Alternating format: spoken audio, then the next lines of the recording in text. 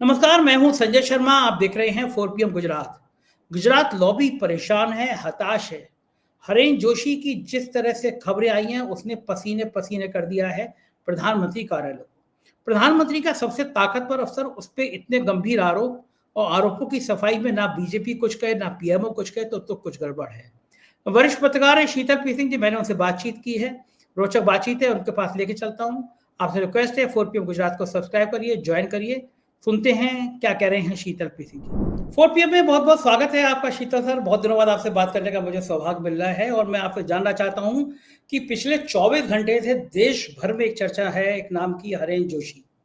पहले चर्चा चली कि वो हटा दिए गए हैं, चले गए हैं, फिर हुआ कि वो वापस स्थापित हुए हैं, लेकिन सरकार की तरफ से कोई अधिकृत बयान नहीं, किसी गोदी मीडिया के चैनल पर चर्चा नहीं। हरेन जोशी कोई साधारण व्यक्ति नहीं है। अरविंद केजरीवाल ने आरोप लगाया था कि टीवी के चैनल्स की हेडलाइंस वो तय करते हैं, मीडिया पे प्रेशर वो बनाते हैं, और हम सब जानते हैं कि हाँ, वाकई में मीडिया का बहुत बड़ा रोल अदा करते रहे हैं। लेकिन एक व्यक्ति के ऊपर बेटिंग ऐप से लेकर और तमाम आरोप लगते हैं। प्रधानमंत्री कार्यालय को हर हालत में सफाई देनी चाहिए, कोई सफाई नहीं आती है, और उसके बाद में रहस्यमय तरीके से नवनीत सहगल प्रसार भारती के चेयरमैन की छुट्टी हो जाती है। आखिर ये सब चल क्या रहा है? ये सब हंगामा, कांग्रेस के प्रेस कॉन्फ्रेंस, पवन खेड़ा, इन सबको मैं जानना चाहता हूँ, देश के लोग जानना चाहते हैं कि पीएमओ में क्या कुछ ऐसा है जो बहुत विस्फोटक है, जिसको छिपाने की कोशिश की गई है, या फिर ये रूटीन की बातें थी, मीडिया ने कुछ ज्यादा ही तूल दे दिया? देखिए, वातावरण बिल्कुल वैसा ही है जैसा धनखड़ साहब वाले मामले में हुआ था। लेकिन धनखड़ साहब और इनमें बहुत फर्क है। धनखड़ साहब से जो मोदी जी का एसोसिएशन है वो तो बहुत नया है। इवन बीजेपी का एसोसिएशन बहुत पुराना नहीं है। बहुत जगहों में इधर उधर रहे हैं। हिरेन जोशी का बिल्कुल अलग कैरेक्टर है। हिरेन जोशी एक अच्छे पढ़े लिखे और दूसरी लाइन के इंसान थे, एकेडमिक लाइन के थे, पढ़ाते थे एक जगह। 16-17 साल उन्होंने पढ़ाया है। उसके बाद 2008 में कई कहानियां हैं, हम उन कहानियों पे नहीं जाते। 2008 में वो मोदी से जुड़ गए, और मोदी जी इस देश के उन राजनेताओं में से हैं जिन्होंने तकनीक का, टेक्नोलॉजी का जो है, सोशल मीडिया का, मीडिया का सबसे पहले इस्तेमाल करना शुरू किया, बहुत संगठित तौर पर। इस चीज की ताकत को उन्होंने हमारे देश के किसी भी राजनेता की तुलना में, सबसे पहले वो ट्विटर पे थे, सबसे पहले वो फेसबुक पे थे, सबसे पहले व्हाट्सएप वगैरह ग्रुप्स में उनका काम हुआ, उनके लिए सॉफ्टवेयर बने, उनका कैंपेन बना, वगैरह वगैरह। और इवेंट मैनेजमेंट पॉलिटिक्स में लाना और कंपनियों को काम देना, सभाएं वगैरह कराने का, प्रचार वगैरह के लिए और पर्सनैलिटी डेवलपमेंट के लिए अमेरिका की कंपनी हायर करना, ये सब देश में मोदी जी ही लेके आए। और मोदी जी हिरेन जोशी को भी लाए, या हिरेन जोशी उनके पास पहुंच गए। समहाउ 2008 से कहानी शुरू होती है। 17 साल हो गए। 17 साल में पहली बार और इतनी बड़ी बात सीधे आई है। ठीक है कि बात अपोजिशन के राष्ट्रीय प्रवक्ता की ओर से आई है, लेकिन ऐसे ही आती है बातें। और ये बात जो आई है उसके तथ्य इतने तो मौजूद हैं कि एक 24 तारीख से, 24 नवंबर से जिन दो नंबरों का प्रयोग करके हिरेन जोशी जी मीडिया के बड़े वाले सर्कल में और इनर सर्कल में अपने प्रेस नोट्स और निर्देश, उनके निर्देश की अलग एक लाइन है और प्रेस नोट की अलग एक लाइन है। प्रेस नोट में तो जनरल इंफॉर्मेशन होती थी कि पुतिन साहब आ रहे हैं तो मोदी जी ने ये कहा तो ये ट्वीट किया, ये या इस पे वगैरह वगैरह, प्रचार की जनरल चीजें। इसमें उनकी पेरीफेरी में पीआईबी के वो बहुत सारे जर्नलिस्ट होते थे जो प्रमुखता में हैं, खबरें करते रहते हैं, राष्ट्रीय मीडिया से जुड़े हुए हैं या फ्रीलांसर हैं, लेकिन इन्फ्लुएंस उनका अच्छा है। और ये एक बड़ी सर्किल इसमें से थी। जो लोग भी हैं उनको सबको उनका मैसेज चला जाता था, लेकिन निर्देश उनको आते थे जिनको आप कहते हैं टीवी पुरम, कोई लोग कहते हैं, कोई नोएडा चैनल्स कहते हैं, कोई गोदी मीडिया कहता है, कोई कुछ कहता है। उन लोगों को प्रोग्राम मिलता था कि आज शाम इस पर बहस होनी है, या आज शाम विपक्ष को इस पे घेरना है, या फलाने नेता के कोई इस सवाल पे कर देना है, या ये चीज को गायब करना है, इस पर बात ही नहीं करनी है। ये सब वो करते थे, और इसके लिए वो विख्यात या कुख्यात जो भी आप कहना चाहे रहे हैं। अब आपने बिल्कुल सही रेफरेंस दिया कि 2021 में अरविंद केजरीवाल ने एक कॉन्क्लेव में, मेरा ख्याल इंडिया टुडे का ही था या किसका था, सरेआम एंकर को कह दिया था कि हमें मालूम है कि आप लोगों के यहाँ अखबारों की हेडलाइन कौन तय करता है, न्यूज़ रूम का एजेंडा कौन तय करता है, शाम की बहसें कौन तय करता है, कैसे-कैसे निर्देश आते हैं। उन्होंने रेफ़रेंस ये नाम तो नहीं बताया, कहा मुझे खुद आपकी पत्रकारों में से एक ने वो सब दिखाया है कि क्या-क्या किस तरह के डायरेक्शंस आते हैं। तो हिरेन जोशी जी के बारे में ये एक इमेज थी कि सारे मीडिया के मालिक, बड़े मीडिया वाले, सारे न्यूज़ रूम के हेड्स, एडिटर्स, सारे प्रमुख एंकर्स और टीवी चैनलों का पूरा देशव्यापी जाल उनके व्हाट्सएप ग्रुप में होता था और उनके नियंत्रण में था और किसी ने उनके नियंत्रण का उल्लंघन उनके सामने नहीं किया। और जो एक आध नहीं थे वो अब नहीं है। जो इस तरह के एक आध चैनल थे तो वो अब नहीं है। ये उन्होंने एब्सोल्यूट कर लिया था। लेकिन बहुत सारी चीज़ें हम लोगों को उनके बारे में नहीं मालूम थी जो ये कंट्रोवर्सी आने के बाद मालूम हुई। ये कंट्रोवर्सी आई ऐसे कि जैसा मैंने बताया कि 24 तारीख से उनके इस तरह के संदेश आने बंद हो गए 24 नवंबर से। लेकिन रोज कई आते थे, लोगों को 2 दिन हुए, 3 दिन हुए, चौंके, ये हुआ कि कहीं वो छुट्टी-वुट्टी पे गए हैं, बीमार हैं, क्या है? उनके बारे में सरगोशियाँ शुरू हुईं। फिर एक खबर आई कि साहब एक जो उनके दोस्त और उनकी जो कोटरी एक तरह की है, उसमें से एक सज्जन जो हमारे लॉ कमीशन में रहे हैं, उनका रिज़ाइन हो गया है और वो जैन साहब हैं और हितेश जैन, और वो जो है उनका घर-वर भी खाली करा लिया गया है। ये भी इधर-उधर सरगोशी थी, ये हुआ कि सच है कि नहीं है पता नहीं। लेकिन फिर प्रेस कॉन्फ्रेंस में 2 तारीख को कांग्रेस के राष्ट्रीय प्रवक्ता ने, खेड़ा साहब ने इसको जग ज़ाहिर कर दिया और उन्होंने काफ़ी और बड़ी बातें कह दी। उन्होंने एक बड़ी बात ये कही कि एक बेटिंग ऐप ग्रुप से ये लोग जुड़े हुए हैं और पीएमओ बेटिंग करवा रहा है। ये बहुत बड़ी बात थी, क्योंकि इस सरकार के ज़माने में बेटिंग पर प्रतिबंध एक्चुअली लगाया गया है। लेकिन ये सही है कि इसी सरकार के ज़माने में महादेव ऐप से संबंधित बहुत सारी खबरें पिछले बहुत समय से गायब हैं। वो छत्तीसगढ़ के चुनाव में सामने थी हमारे आपके, जब वहाँ बघेल साहब और उनके पुत्र वगैरह पर ये आरोप लगे थे और तमाम लीक बाहर आ रहे थे एजेंसियों के, लेकिन एक लंबे समय से वो सब चीज़ें गायब। फिर जो खेड़ा साहब ने आरोप लगाया उसमें ये भी कहा कि ये अमेरिका में किससे-किससे, क्या-क्या इनके संबंध हैं और क्या-क्या बिज़नेस डील्स हैं, ये भी बताइए। उन्होंने एक्चुअली प्रधानमंत्री कार्यालय को, बीजेपी को एंगेज किया कि आप इसको स्पष्टीकरण दीजिए, नहीं तो मैं भंडाफोड़ कर दूँगा, नहीं तो मैं बताऊँगा कि क्या है और कहाँ है। ये कह के उन्होंने बॉल जो है पब्लिक डिस्कोर्स में डाल दी। अब इस लेवल पे जब ये बात आ गई, तो हमें उम्मीद थी कि या तो पीएमओ खुद या हिरेन जोशी खुद या बीजेपी का कोई प्रवक्ता या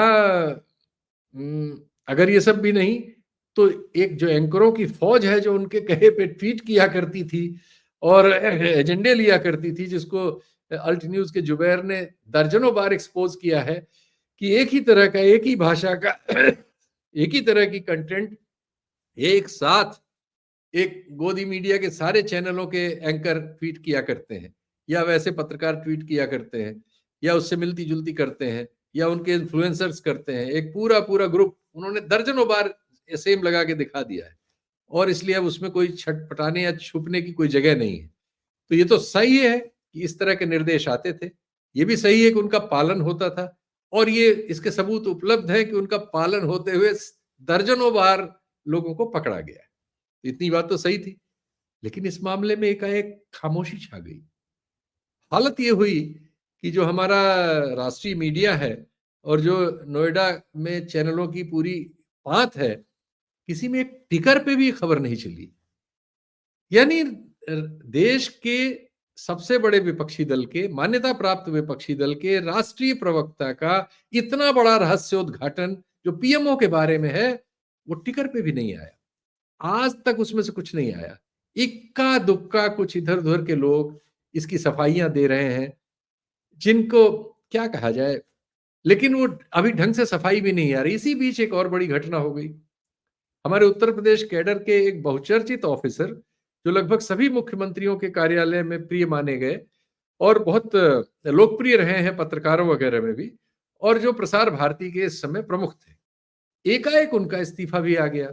मुझे इस बात की कोई जानकारी नहीं है कि हिरन जोशी प्रसंग से उनका कोई संबंध है कि नहीं, लेकिन ठीक उसी समय उनका भी इस्तीफा आ गया, तो इसके बारे में भी बहुत सारे स्पेकुलेशन इस समय सोशल मीडिया में भरे हुए हैं। फिर उनके बेटे के बारे में आ गया कि उसकी भी एक बेटिंग कंपनी थी, उसके फिर क्लैरिफिकेशंस कई लोगों ने दिए हैं, मैं उसको मान लेता हूं, जो कि वो कंपनी के रिकॉर्ड्स में देखने पे मिलता है कि अभी उसमें कोई काम वाम नहीं हुआ था, 1-1.5 लाख की उसकी परिसंपत्तियां जो डिक्लेयर की जाती है कंपनी बनाते समय उतना ही है। लेकिन जो दूसरी बात आई है, जो जैन साहब है, जो लॉ कमीशन वाले मेंबर हैं, उनके बारे में फिर पता चला तो उससे चीजें थोड़ा आगे बढ़ी। उनकी एक कंपनी है 2016 में रजिस्टर हुई, यानी मोदी जी की सरकार आने के बाद, और उस कंपनी में उसका नाम है ब्लू क्राफ्ट। ब्लू क्राफ्ट ही है शायद, क्राफ्ट में सी की जगह के है। और इस कंपनी में 2 जैन जो है इसके मालिक हैं। एक तो वो स्वयं है और एक कोई और जैन है, हो सकता है उनके भाई हो, पिता हो, बेटे हो, जो भी हो। 2 जैन नाम आते हैं उसमें। और उसके जो सीईओ हैं वो एक मिश्रा जी हैं, इलाहाबाद मूल के हैं। वो सज्जन जो हैं वो 2012 में मुख्यमंत्री कार्यालय में जब हमारे वर्तमान प्रधानमंत्री गुजरात के मुख्यमंत्री थे, हिरेन जोशी के सहयोगी थे। वो उस कंपनी के सीईओ हैं इस समय। और इस कंपनी को भारत सरकार ने बहुत सारे कैंपेन, अपने राष्ट्रीय कैंपेन, अपनी नीतियों के, जैसे नोटबंदी जब कर रही थी तो डिजिटल ट्रांजैक्शन के कैंपेन को दिया। ऐसे 5-6 कैंपेन्स हैं जो इनको दिए गए, जो बहुत बड़े बड़े हैं। और अब वो एक स्कॉलरशिप स्कीम चलाते हैं जो बहुत बड़ी है, जिसमें करोड़ों रुपए लगते हैं। तो ये एक रिलेशन आया कि एक तो ये था कि ये संभालते हैं इस प्रचार के पूरे काम को, लेकिन उसमें ये जरूर आया कि अपने ही दोस्तों को काम भी देते हैं, या अपने से ही जुड़े लोगों को काम देते हैं, अपने साथ जो काम कर रहे होते हैं वो उसमें शामिल होते हैं। तो इस तरह का एक ये तो है। लेकिन बेटिंग कंपनी महादेव से जो बातें आ रही हैं वो अभी तक कहीं से जुड़ी नहीं है। अब हम उम्मीद करते हैं कि खेड़ा साहब इसके आगे आके जो उन्होंने कहा है, क्योंकि जब बीजेपी जवाब नहीं दे रही है, पीएमओ जवाब नहीं दे रहा है, जोशी जी जवाब नहीं दे रहे हैं, और जो उनकी डिफेंस करने के 1-2 ट्वीट आए हैं, एक आध दो मीडिया मैन से, या एक आध दो ऐसे अंडरहैंड चल रहे हैं व्हाट्सएप ग्रुप्स में, उसमें कोई बात साफ नहीं हो रही है। तो जरूरत है कि अब उम्मीद की जानी चाहिए कि आने वाले समय में इस सत्र के, शीतकालीन संसद के सत्र के चलने के बीच खेड़ा साहब इस मामले को आगे जो उन्होंने शुरू किया है इसको पब्लिक के सामने और वो करें। अब इससे क्या हुआ कि इससे, चूंकि ये बहुत प्रसिद्ध आदमी है ही हैं, आपने भी बताया, मैंने भी जो मैं बता पाया बताया, वो बहुत प्रमुख आदमी है। इनको बताया जाता था कि 2 ही लोग हैं जो प्रधानमंत्री के दाएं और बाएं बाजू हैं। तो इनको बायां बाजू बताया जाता था कि ये रोज रात में 11 से 11:30 के बीच या तो मिलके निजी तौर पर, नहीं तो वीडियो कॉन्फ्रेंसिंग से इस मीडिया के पूरे और उनके बारे में प्रचार से संबंधित सारी बातें और अन्य बातें भी रोज प्रधानमंत्री को ब्रीफ करते हैं। मतलब इनकी एक्सेस लगभग उसी तरह से थी जैसे हमारे यहाँ सिक्योरिटी चीफ्स की होती है, या जो जासूसी आईबी के चीफ की होती है, कि वो अपना, उनका एक समय तय होता है, वो कोई भी पीएम हो उसको वो ब्रीफ करते हैं। उस तरह की परिस्थिति उनकी थी। दूसरा माना जाता है कि अमित शाह जी की वो परिस्थिति है कि वो कभी भी जाके प्रधानमंत्री से मिल सकते हैं, बता सकते हैं, रैक्स पे ले सकते हैं। अब इस मामले में तरह तरह की अटकलें हैं। सोशल मीडिया पूरी तरह से भरा हुआ है, हम लोगों ने भी इसकी पोस्ट डाली हैं, और इसमें तमाम ट्रेंड्स चल रहे हैं इस सब को लेके। दूसरी तरफ से सन्नाटा है। आज दोपहर में, अब हम लोग भी, हमारे पास तो चूंकि इस समय जो सरकार का तरीका है मोदी जी के जमाने में, किसी को पीएमओ वगैरह में कोई एक्सेस तो है नहीं, इवन मंत्रालयों में कोई एक्सेस नहीं है। जो हमारे मित्र लोग इस समय रेगुलर फॉलोअप में दिल्ली में हैं पत्रकार के रूप में, उनमें से किसी के पास कोई खास सूचना नहीं होती। लेकिन इतनी सूचना उन्हीं से निकल के आई कि 24 तारीख से जिस अकाउंट से कोई संदेश नहीं आया था, उस अकाउंट से आज एक संदेश आया, आज पहली बार। तो वो जब मुझे कुछ लोगों ने वहां जब बताया, जो लोग जिनके पास से संदेशे आते हैं, तो मैंने एक ट्वीट डाला कि साहब, लगता है कि जोशी साहब को इस सदन में ये जो अभी संसद ये शीतकालीन सत्र चल रहा है, इस समय कंट्रोवर्सी स्प्रेड ना हो, इसलिए लगता है कि उनको वापस बुला लिया गया है। अभी फिलहाल तो वो हैं, आज वो शायद ऑफिस में हैं। लेकिन बाद में मुझे 1-2 घंटे बाद बहुत से मित्रों ने उसके डिटेल्स बताए कि उनके 2 नंबर हैं, एक उनका पर्सनल नंबर है और एक सीओजी नंबर है। ये जो सूचना आई है सीओजी नंबर से आई है, और प्रधानमंत्री कार्यालय में जो काम जोशी जी देख रहे थे वो काम 2 और अफसर देखते हैं, और वो 2 और अफसर अभी वहां हैं। और ये हो सकता है कि उस काम को जो उनसे ट्रांसफर हुआ हो वो नंबर वही है, और वो तो रहेगा मंत्रालय में, वो उपयोग में होगा उनसे हटके। जैसे डीएम के पास जो नंबर होता है सीओजी वगैरह का, एसपी के पास जो होता है वो बदल जाते हैं, दूसरा आता है उसके पास आ जाता है। उस तरह की परिस्थिति भी हो सकती है। ये शंका कुछ अन्य पत्रकार मित्रों ने की है जो इस परिधि में है, जिनके पास ये सूचना आती जाती है उस नंबर से। तो या तो ये भी हो सकता है कि ये जोशी जी ही वापस आए हो, या ये भी हो सकता है कि वो ना आए हो, उस नंबर से किसी दूसरे ने ये संदेश भेजा हो। लेकिन इसमें कहीं भी ये सूचना किसी को नहीं आई है कि कोई स्पष्टीकरण आया हो, कोई क्लैरिफिकेशन आया हो, कुछ चीज आई हो। तो एक रहस्य बना हुआ है, और अब इसमें तरह तरह के नाम आ रहे हैं, और अब तीनों लोगों को जोड़ के भी बहुत सी स्टोरियां बन रही हैं। यानी लॉ कमीशन वाले मेंबर के बारे में, हिरेन जोशी के बारे में, और हमारे सहगल साहब के बारे में। लेकिन तीनों में क्या लिंक है वो मुझे नहीं पता, 2 में लिंक है वो मैंने आपको बताया। बिल्कुल ठीक बात कह रहे हैं शीतल जी, बहुत विस्तार से आपने मुझे बताया। मुझे इसलिए हंसी आ रही है कि मुख्यमंत्री के करीबी अफसर मेरे भी मित्र थे, लेकिन छुप छुप मिलते थे मुझसे कि पता ना चल जाए। तो सरकार मेरे पीछे पड़ी हुई थी। तो एक दिन उन्होंने मुझसे कहा कि हरेन जोशी ने तुम्हारे चैनल का नाम लेके कहा कि तुम लोगों से समझ नहीं पा रहा। तो हमने कहा कि सब तरह की तो जांचें हो गई, लेकिन मैनेज नहीं हो पा रहा। दूसरी बात भी जानना चाहता हूँ कि जब कांग्रेस चुनाव आयोग पर हमला करती है, राहुल गांधी चुनाव आयोग पर हमला करते हैं, चुनाव आयोग सफाई में नहीं आता, बीजेपी सामने आ जाती है। हरेन जोशी प्रधानमंत्री कार्यालय के 3-4 सबसे ताकतवर लोगों में से एक थे, पूरी देश की ब्यूरोक्रेसी कांपती थी उनसे। उस व्यक्ति के बारे में कांग्रेस के पवन खेड़ा की प्रेस कॉन्फ्रेंस करना, सोशल मीडिया पर हजारों पोस्टें हो चुकी हैं, पोस्ट होना, और कोई भी अधिकृत वक्तव्य नहीं आना। प्रधानमंत्री कार्यालय की मंशा पे भी सवाल खड़ा हो रहे हैं। अगर कोई आरोप ये लगा रहा है कि पीएमओ से बैटिंग ऐप संचालित हो रहे हैं, बहुत खराब बात है, बहुत शर्मनाक बात है। तत्काल पीआईबी की तरफ से कम एक प्रेस में उठाया जाता कि भाई ये गलत खबर है, झूठी खबर है। ये ना आना क्या और संदेह का बल दे रहा है। और बीजेपी में ऐसा सन्नाटा छा गया। 1-2 नेताओं से मैंने फोन किया, बोले महाराज इस विषय पे कोई बात नहीं करनी। वो डर ये है, ये डर क्या और बीजेपी को नुकसान पहुंचाएगा? सफाई ना देने के पीछे कारण क्या है? क्यों नहीं दे रहे सफाई? हाँ, क्यों नहीं दे रहे हैं इसका उत्तर दे पाना बहुत मुश्किल है, और ये न देने से धनखड़ कांड की पुनरावृत्ति होती नजर आ रही है। बहुत बहुत शुक्रिया, बहुत बहुत शुक्रिया। तो ये थी शीतल प्रीत सिंह की पूरी बातचीत आपने सुनी। कैसी लगी बातचीत बताइएगा जरूर। शुक्रिया, थैंक यू।